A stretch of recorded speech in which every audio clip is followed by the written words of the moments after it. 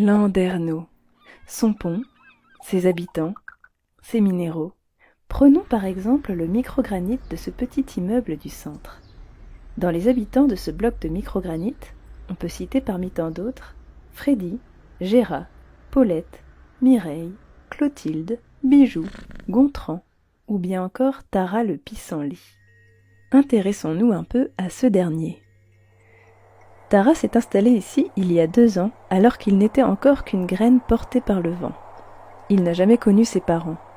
D'ailleurs, le père de Tara n'a jamais non plus rencontré la mère de Tara, car c'est Luc le Bourdon qui, en échange d'une lampée de nectar, a servi d'entremetteur en transportant le pollen de l'un à l'autre.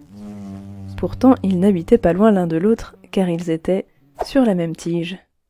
Et oui, un pissenlit n'est ni mâle ni femelle, mais les deux à la fois. Pour vivre et grandir, Tara a besoin de 4 choses.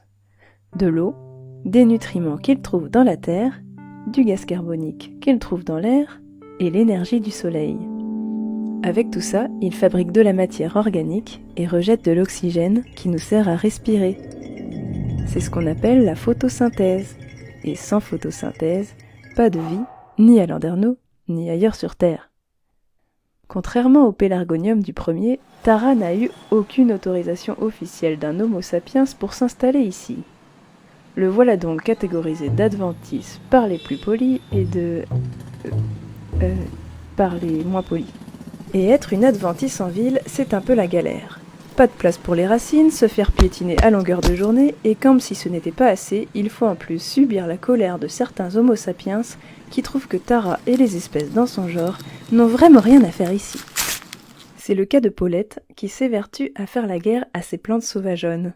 Avant, elle avait la solution radicale. Mais depuis que sa voisine lui a expliqué que les désherbants chimiques s'infiltraient partout, se retrouvaient dans les rivières, empoisonnaient tout sur leur passage et se retrouvaient même dans l'eau de nos robinets, plus question d'en utiliser. C'est pour ça que la ville n'en utilise plus depuis quelques années. Alors, elle s'acharne à les enlever manuellement, mais les adventices reviennent encore et encore et encore.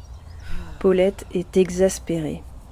« Paulette, vous ne voulez pas faire la paix avec ces plantes ? Il vous a fait quoi, au juste, ce pissenlit ? » ?»« Bah, c'est des mauvaises herbes, ça fait vraiment négliger. » »« Ça, c'est une question de point de vue. Regardez la cymbalaire, la sagine, la pariétaire, l'érigéron. Vous savez qu'il y a plus de 500 espèces différentes de plantes sauvages dans cette ville ? Moi, je trouve ça beau, ça amène un peu de vie. Tu parles des insectes, et ça abîme nos trottoirs. Vous ne croyez pas que c'est plutôt vos coups de binette qui abîment les trottoirs ?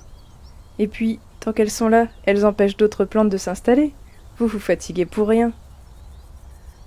Si encore elles étaient utiles. Mais elles le sont pour plein de raisons. Mon père adore les salades de pissenlit. Moi, j'en fais de la gelée.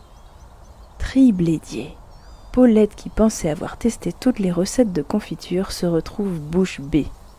Il faut absolument qu'elle essaie ça. Ce printemps-là, Paulette était bien trop occupée à élaborer de nouvelles recettes de confiture avec Clotilde pour faire la guerre aux mauvaises herbes. À vrai dire, elle ne les remarquait même plus.